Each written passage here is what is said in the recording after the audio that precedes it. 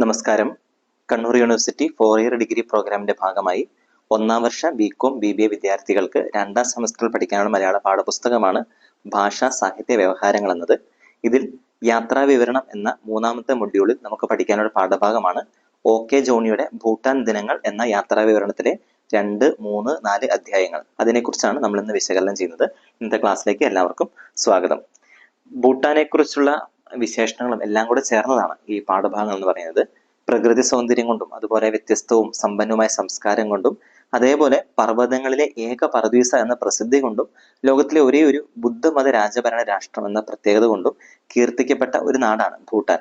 ഈ നാട്ടിലൂടെ OK Johnny എന്ന വ്യക്തി നടത്തിയ യാത്രയുടെ വിവരണങ്ങളാണ് ഭൂട്ടാൻ ദിനങ്ങൾ എന്നത്.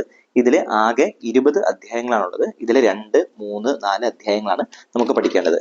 നമ്മൾ ആദ്യം തന്നെ നോക്കുന്നത് രണ്ടാമത്തെ അധ്യായമാണ്. രണ്ടാമത്തെ അധ്യായത്തിന്റെ പേര് അതിർത്തി നഗരത്തിൽ എന്നുള്ളതാണ്. ഭൂട്ടാനിലെയും ഇന്ത്യയിലെയും 2 അതിർത്തി നഗരങ്ങളെ കുറിച്ച് പറഞ്ഞുകൊണ്ടാണ് തുടങ്ങുന്നത്. ഭൂട്ടാനിലെ അതിർത്തി നഗരം എന്ന് പറയുന്നത് ഫുൻഷോലിംഗ് എന്നാണ്. ഇത് ഭൂട്ടാനിലെ ഏക വാണിജ്യ നഗരം കൂടിയാണ്. അതുപോലെ തന്നെ ഭൂട്ടാന്റെ തലസ്ഥാന നഗരം എന്ന് പറയുന്നത് തിമ്പു ആണ്.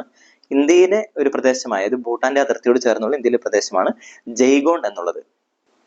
OK ജോണി ബംഗാളി ഗ്രാമങ്ങളിലൂടെയൊക്കെ സഞ്ചരിച്ച് ജയ്ഗോൺ എന്ന ഇന്ത്യൻ നഗരവും കടന്ന് ഭൂട്ടാനിലെ അതിർത്തി നഗരമായ ഫുൻഷോലിംഗിൽ എത്തിച്ചേരുകയാണ്. അപ്പൊ അങ്ങനെ അവിടുത്തെ ഒരു പ്രത്യേകത കൂടെ പറഞ്ഞുകൊണ്ടാണ് ഇതിവിടെ രണ്ടാമത്തെ അധ്യായം മുന്നോട്ട് പോകുന്നത്. ഈ ഭൂട്ടാന്റെയും ഇന്ത്യയുടെയും അതിർത്തി എന്ന് പറയുന്ന സ്ഥലം, ആ അതിർത്തി അല്പം വൃത്തിഹീനമായിട്ടുള്ള സ്ഥലമാണ് അദ്ദേഹം പറയുന്നത്. അതുകൊണ്ട് ജയ്ഗോൺ വഴി ഭൂട്ടാനിലേക്ക് വരുന്ന ആളുകൾ പറയുന്നത് ഒരു അഴുക്കുചാലാണ് ഭൂട്ടാനെയും ഇന്ത്യയും വേർതിരിക്കുന്ന അതിർത്തി രേഖ എന്ന് പറയുന്നത്. അതായത് അവിടെ നിറയെ അഴുക്കുചാലുകളുണ്ട്. അതുകൊണ്ട് ഭൂട്ടാന്റെയും ഇന്ത്യയുടെയും അതിർത്തിയായിട്ട് നമുക്ക് കാണാൻ വേണ്ടി പറ്റുന്നത് ഒരു അഴുക്കുചാൽ എന്നാണ് ആളുകൾ പറയാറ്. ഇനി ഭൂട്ടാന്റെയും ഇന്ത്യയുടെയും ബന്ധത്തെക്കുറിച്ചും കൂടെ ഇവിടെ പറയുന്നുണ്ട്. അതായത് മറ്റു രാജ്യങ്ങളുമായിട്ട് ഗാഢബന്ധമില്ലാത്ത ഭൂട്ടാന് ഇന്ത്യയുമായിട്ട് നല്ല ആഴത്തിലുള്ള ഒരു ബന്ധമാണുള്ളത്.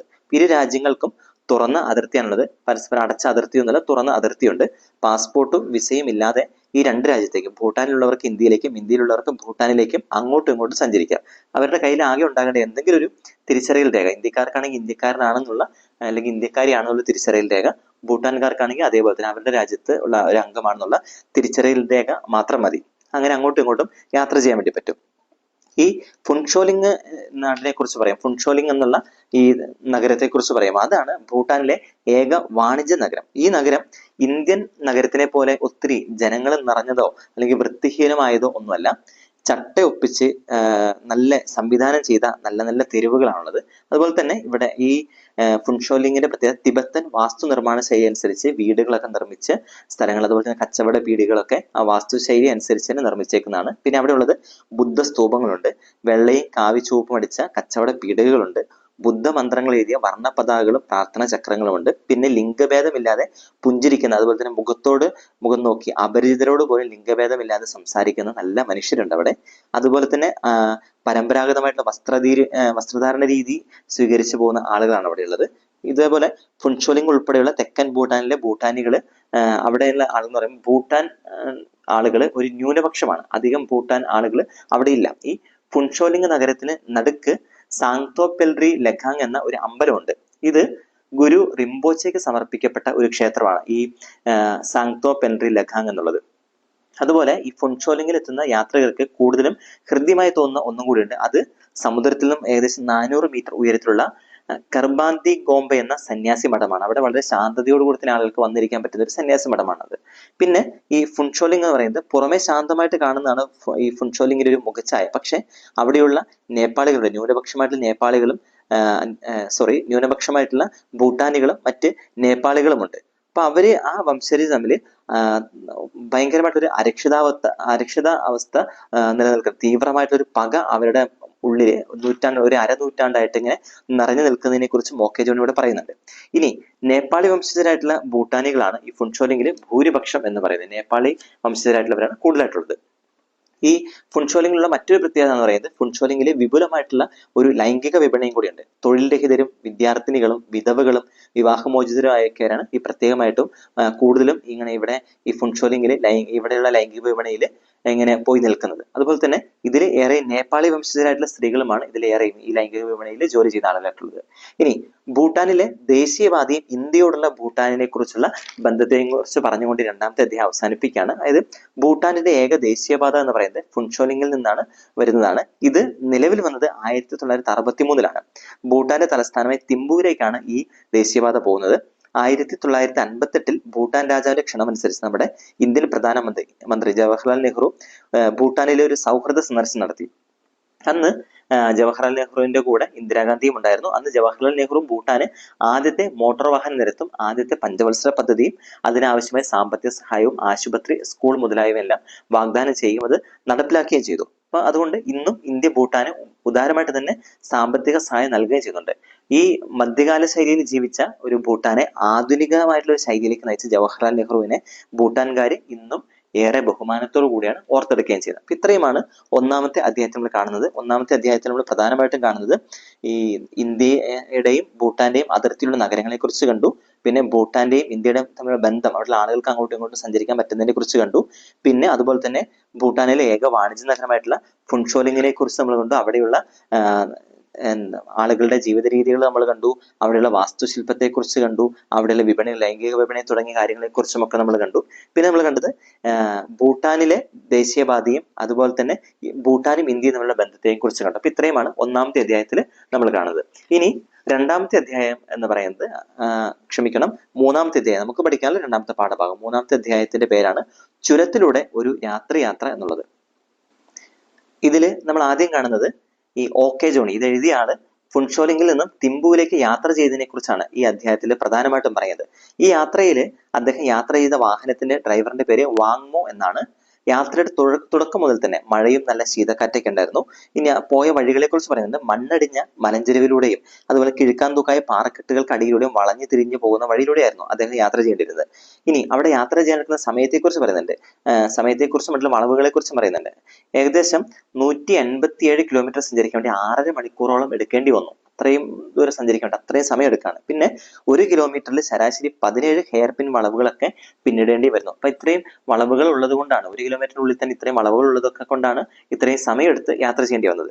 ഇനി തിമ്പുവിലേക്കുള്ള യാത്രയിൽ OK ജോണിയുടെ കൂടെ ടാക്സിയിലെ സഹയാത്രികരായിട്ടുണ്ടായിരുന്നത് സുന്ദരികളായിട്ടുള്ള 2 മധ്യവർഗ ഭൂട്ടാനി സ്ത്രീകളും അതുപോലെ തന്നെ ക്ഷീണിതരായിട്ടുള്ള 2 ബംഗാളി നിർമ്മാണ തൊഴിലാളികളുമാണുള്ളത്. കൂടെ ഡ്രൈവർ വാങ്മോയും ഉണ്ടായിരുന്നു.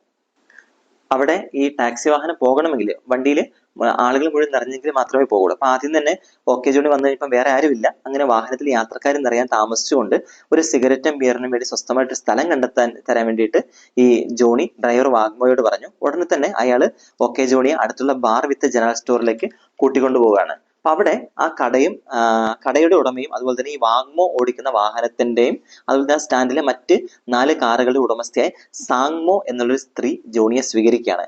ഈ സാങ്മോ ജോണിയെ സ്വീകരിക്കുകയും ജോണിക്ക് സിഗരറ്റ് കൊടുക്കുകയും ചെയ്തു. തുടർന്ന് സാങ്മോയുടെ അനുജത്തി ജോണിക്കും സാങ്മോയ്ക്കും വിസ്കിയും ബിയറൊക്കെ പകർന്നു കൊടുക്കുകയും ചെയ്യാണ്. അപ്പൊ ജോണി വിസ്കിയും സാങ്മോ ബിയറും കഴിച്ചുകൊണ്ട് അപരിചിതരായിട്ടുള്ള അവര് ഒത്തിരി നേരം വളരെ സന്തോഷത്തോടെ സംസാരിച്ചുകൊണ്ടിരിക്കുകയാണ്. അപ്പൊ ഈ കഴിച്ച മദ്യത്തിന്റെ പണം പോലും കൊടുക്കാൻ ജോണി ഈ സാങ്മോ അനുവദിക്കുന്നില്ല.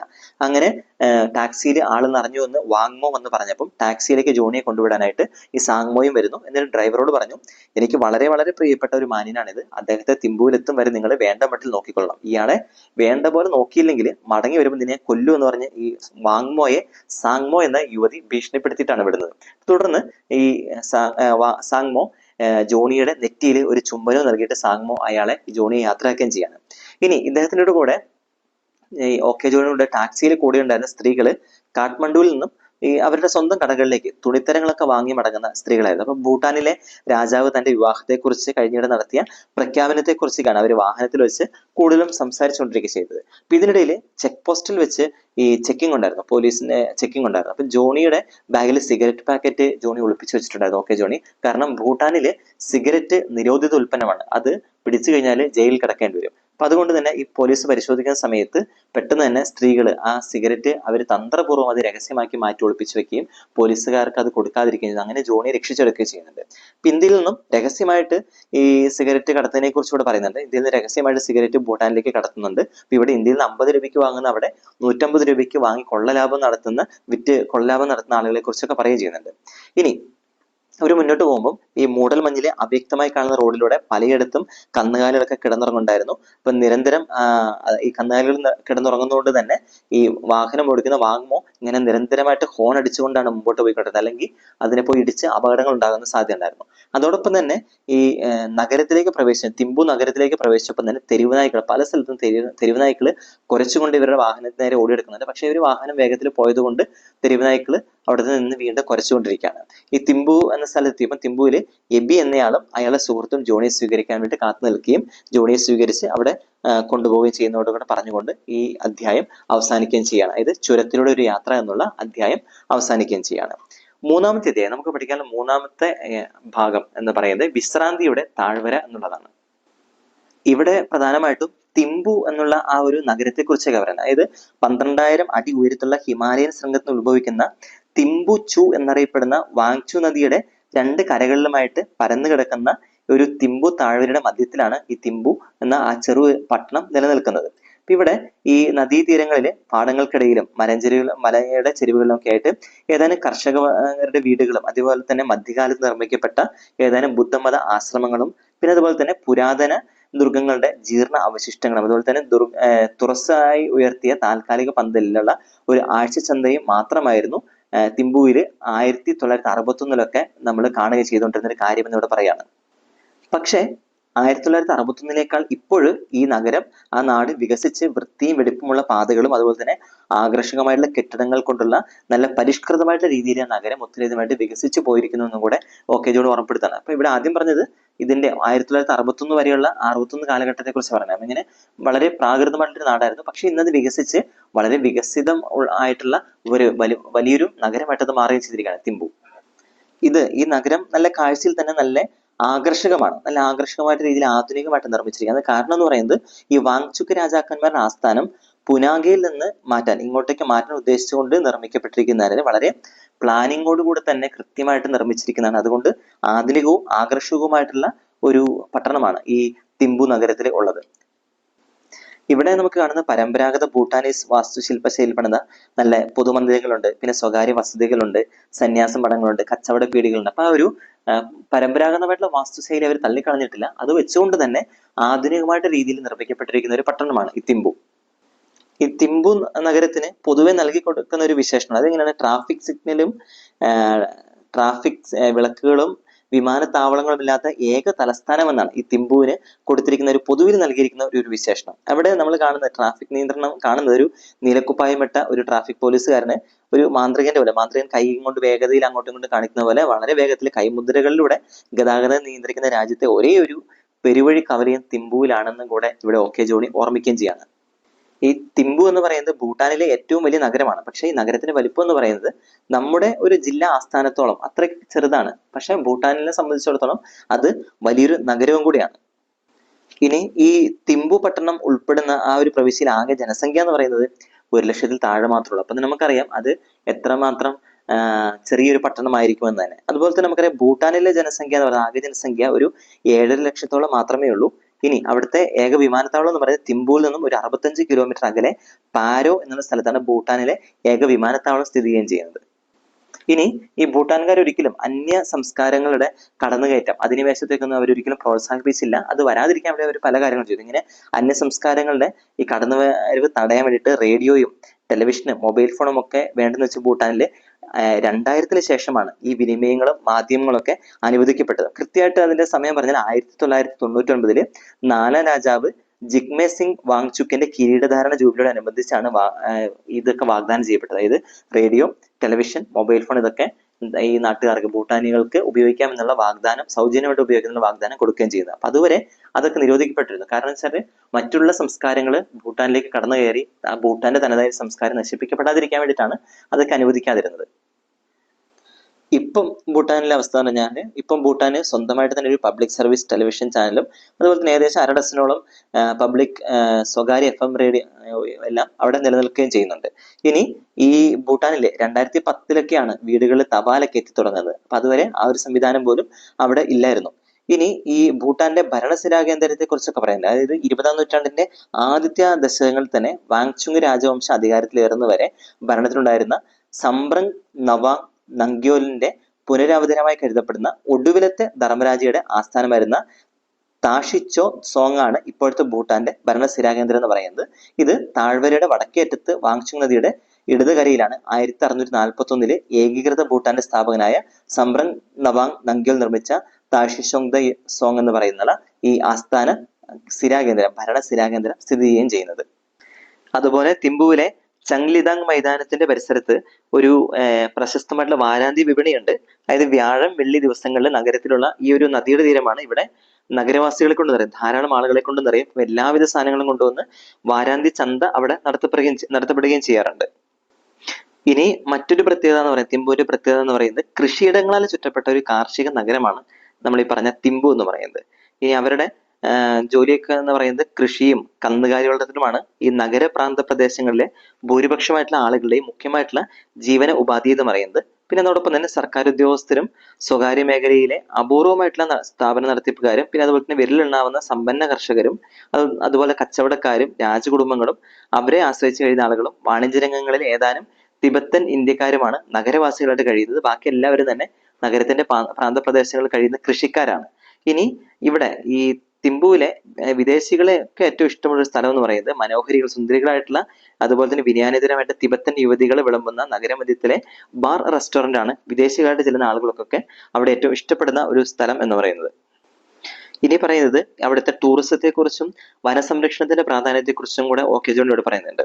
ഈ തിമ്പുവിലെ കാർഷികേതരമായിട്ടുള്ള ഏക വ്യവസായം എന്ന് പറയുന്നത് ടൂറിസമാണ്. പക്ഷെ ഇങ്ങനെ ടൂറിസത്തെ അവർ പ്രോത്സാഹിപ്പിക്കുന്നുണ്ടെങ്കിലും നമ്മുടെ നാട്ടിലൊക്കെ കാണുന്ന പോലെ ഈ നമ്മുടെ പ്രകൃതിക്ക് അതുപോലെ പരിസ്ഥിതിക്കൊക്കെ ക്ഷതമേൽപ്പിക്കുന്ന ഒറ്റ പ്രവർത്തനത്തിനും ഈ ഭൂട്ടാനിൽ ഒരു സ്ഥലത്തും അനുവാദം കൊടുക്കാറില്ല. അതുപോലെ തന്നെ പരിസ്ഥിതി സംരക്ഷണം ജനജീവിതത്തിന്റെ ഭാഗമായിട്ട് തന്നെയാണ് അവർ സ്വീകരിച്ചിരിക്കുന്നത്. അത് ഭൂട്ടാനെ പോലെ വിജയിച്ച വേറൊരു നാടും ഇല്ല എന്നാണ് പറയപ്പെടുന്നത്. കാരണം പരിസ്ഥിതി സംരക്ഷണം ജനങ്ങളുടെ ആ രാജ്യത്തിലെ ഓരോ പൗരന്റെയും അവകാശവും കടമയുമാണെന്നും കൂടെ അവിടെ എഴുതി ചേർത്തിട്ടുണ്ട്. അതുപോലെ തന്നെ അവിടെയുള്ള ഭൂപ്രകൃതിയുടെ ആകെയുള്ള ഭൂപ്രകൃതിയുടെ 70% സംരക്ഷിത വനങ്ങളാണ്. അതായത് വനമായിട്ട് തന്നെ സംരക്ഷിച്ച് നിർത്തിയിരിക്കുന്നതാണ്. അതിനൊരിക്കലും നശിപ്പിച്ച് കളയാൻ വേണ്ടിയിട്ട് ആർക്കും സാധിക്കുകയില്ല.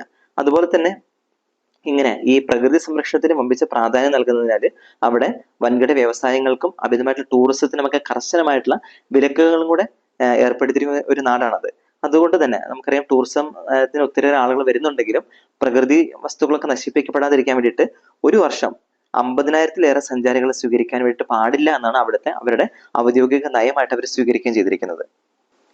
ഈ തിമ്പുവും ഭൂട്ടാനൊക്കെ ഇന്ന് ഒത്തിരിയധികമായിട്ട് വികസിച്ചിട്ടുണ്ട്. ഇങ്ങനെ തിമ്പുവിലും ഭൂട്ടാനിലൊക്കെ ഇന്ന് കാണുന്ന ഈ പരിഷ്കാരത്തിന്റെയും അതുപോലെ തന്നെ ആ വളർച്ചയുടെ ഒക്കെ കാരണം എന്ന് പറയുന്നത് 1950കളുടെ ഒടുവിൽ ഇന്ത്യ മുൻകൈ എടുത്ത് തുടങ്ങിയ വികസന പ്രവർത്തനങ്ങളാണ്. അപ്പൊ നമ്മൾ ഒന്നാമത് കണ്ട അധ്യായത്തിൽ നമ്മൾ കണ്ടായിരുന്നു ജവഹർലാൽ നെഹ്റു അവിടെ സന്ദർശനം നടത്തുകയും അതുപോലെ തന്നെ അവിടെ പഞ്ചവത്സര പദ്ധതികളൊക്കെ പ്രഖ്യാപിക്കുകയൊക്കെ ചെയ്തതിനെ കുറിച്ചൊക്കെ നമ്മൾ കണ്ടിട്ടുണ്ടായിരുന്നു. അപ്പൊ അതുവഴിയൊക്കെ ആയിട്ടാണ് ഇന്ന് കാണുന്ന പരിഷ്കാരങ്ങളൊക്കെ ഈ തിമ്പുവിലും ഭൂട്ടാനിലൊക്കെ ഉണ്ടാകുന്നത്. അപ്പൊ ഭൂട്ടാനിലെ ആദ്യത്തെ മോട്ടോർ റോഡും പാലങ്ങളും സ്കൂളും ആശുപത്രികളൊക്കെ നിർമ്മിക്കാൻ വേണ്ടി രൂപീകരിച്ച ഇന്ത്യൻ അതിർത്തി രക്ഷാസേനയുടെ കീഴിലുള്ള ദണ്ഡക് എന്ന എഞ്ചിനീയറിംഗ് വിഭാഗം ഇപ്പോഴും അവിടെ ആ ദൗത്യം നിർവഹിച്ചുകൊണ്ടിരിക്കുന്നുണ്ട്. അതായത് ഭൂട്ടാനിൽ ഇപ്പോഴും അവരുടെ സുസ്ഥിരമായ വികസനത്തിന് വേണ്ടിയിട്ട് ഇന്ത്യൻ പട്ടാള വിഭാഗം തന്നെ സേന തന്നെ അവിടെ ഇന്നും അതിനുള്ള ദൗത്യം നിർവഹിച്ചുകൊണ്ടിരിക്കുന്നതായിട്ടും കൂടെ ഓക്കെ ജോൺ ഇവിടെ രേഖപ്പെടുത്തുന്നുണ്ട്. ഇനി ഈ ഭൂട്ടാനിലുള്ളത് മറ്റൊന്നാണ് നിശാ ക്ലബ്ബുകൾ. അതുപോലെ അത് നമുക്കറിയാം അവിടെയുള്ള കൃഷിക്കാരും അതുപോലെ കൂലിപ്പണിക്കാരും വിദ്യാർത്ഥികളും സമ്പന്നരായ യുവാക്കളും ഒരുപോലെ തന്നെ ആ ഒരു വ്യത്യാസമൊന്നുമില്ല, എല്ലാവരും ഒരുപോലെ തന്നെ ഉല്ലസിക്കാൻ എത്തുന്ന ആഴ്ചയിൽ 3 ദിവസം മാത്രം പ്രവേശനമുള്ള ഏകദേശം 1 ഡസനോളം ചെറുകിട നിശാ ക്ലബ്ബുകൾ തിമ്പുവിൽ ഉണ്ട് എന്നുള്ള കാര്യം കൂടെ പറയാണ്. പിന്നെ അവിടെ ആളുകൾ മദ്യപിക്കുന്നത്, മദ്യപാനം ഭൂട്ടാനില് പുരുഷന്മാർക്ക് മാത്രമുള്ള ഒരു ആഡംബരമായിട്ടല്ല കൽപ്പിച്ചിരിക്കുന്നത്. സ്ത്രീകൾക്കും പുരുഷന്മാർക്കും ഒരുപോലെ തന്നെ വേർതിരിവുകളില്ല. പലതരക്കായ സ്ത്രീകളുടെ സാന്നിധ്യം കൊണ്ട് വളരെ രസകരമായിട്ടാണ് നിശാ ക്ലബ്ബുകളൊക്കെ മുമ്പോട്ട് പോകുന്നത്. എല്ലാവർക്കും ഒരുപോലെ ഇരുന്ന് മദ്യപിക്കാനൊക്കെ പറ്റുന്ന ഒന്നായിട്ടാണ് അവിടുത്തെ മദ്യപാന രീതികളെ കുറിച്ചും കൂടി ഇവിടെ ഓക്കെ ജോണി പറയുകയും ചെയ്യുന്നത്. ഇനി ഈ ഭൂട്ടാന്റെ ഏറ്റവും വലിയ പ്രത്യേകത എന്ന് പറഞ്ഞാൽ ആഭ്യന്തരമായ സ്വസ്ഥതയുണ്ട്, അതുപോലെ തന്നെ അതിർത്തികളിൽ സമാധാനം നിലനിൽക്കുന്നുണ്ട്. അപ്പൊ ഇങ്ങനെ ആഭ്യന്തരമായ സ്വസ്ഥതയും അതിർത്തികളിൽ സമാധാനവും നിലനിൽക്കുന്ന ഏക ദക്ഷിണേന്ത്യൻ രാജ്യമാണ് ഭൂട്ടാൻ എന്നും കൂടെ നമ്മൾ മനസ്സിലാക്കണം. ഇനി ഈ അധ്യായം അദ്ദേഹം അവസാനിപ്പിക്കുന്നത് ആൾത്തിരക്കും വാഹന ഗതാഗതവും നിറഞ്ഞ വാണിജ്യ നഗരമായ ഫുൻഷോലിംഗിൽ നിന്ന് രാജ്യതലസ്ഥാനമായ തിമ്പൂരെത്തുമ്പോൾ നഗരത്തിൽ നിന്ന് ഗ്രാമത്തിലെത്തിയ പ്രതീതിയാണ്. ശാന്തവും സ്വസ്ഥവുമാണ് ലാളിത്യ ഭംഗിയാർന്ന ഈ നഗരത്തിലെ രാപ്പകലുകൾ എന്ന് പറഞ്ഞുകൊണ്ടാണ് അദ്ദേഹം ഈ അധ്യായം അവസാനിപ്പിക്കുന്നത്. അപ്പൊ നമ്മൾ ഈ ഭൂട്ടാൻ ദിനങ്ങളിലെ 3 അധ്യായങ്ങളാണ്, 2, 3, 4 അധ്യായങ്ങളാണ് നമ്മൾ കണ്ടത്. ഈ പാഠഭാഗങ്ങൾ നന്നായിട്ട് വായിക്കുക, അതോടൊപ്പം ക്ലാസ്സുകൾ നന്നായിട്ട് കേൾക്കുക. എല്ലാവർക്കും എല്ലാവിധ ആശംസകളും നേരുന്നു. നന്ദി, നമസ്കാരം.